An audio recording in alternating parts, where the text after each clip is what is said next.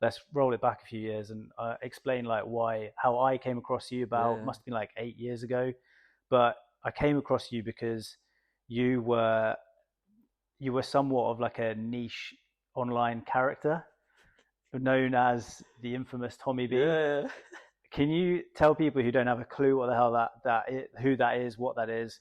Can you give a little bit of a background into who the Yeah, infamous Tommy B is? coming of age, wasn't it? I think when I was 21, 22, a good friend of mine, still mates now. We lived together in each of his pockets, had very similar interests at the time, representable of someone of that age in the UK, the gym, being single, girls partying, just growing up in that kind of space and becoming very attached to that and vocalizing that online, let's say it quite neatly like that. And I think that caught the attention of a lot of people at that time. And I'd show up as a bit of a cameo on what was already quite an established platform for fitness. And we looked a certain way and we motivated people. I think that was the main thing that you can actually be proud of in a sense. It was just positivity and depth to make the most of yourself in that, okay, not so good manner sometimes.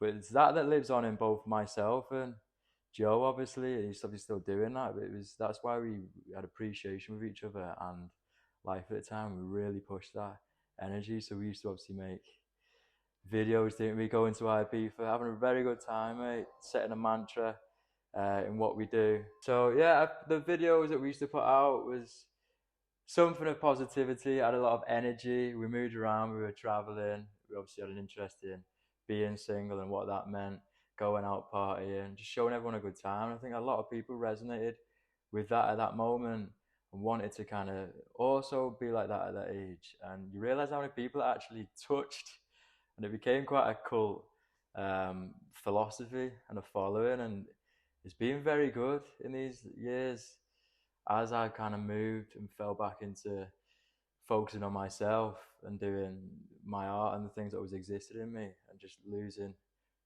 that kind of level of interest as you get older and the people move with you and they now support the art and come and get their haircut. And when I was moving and living abroad, you come in for a haircut and we talk about that and it's fine. Like I look back on it and think we had a good laugh and I wouldn't change it, Yeah, but it doesn't have any validity now, but it did then. And they're the emotions you go through yeah. and the things that you want to do at that age, aren't they?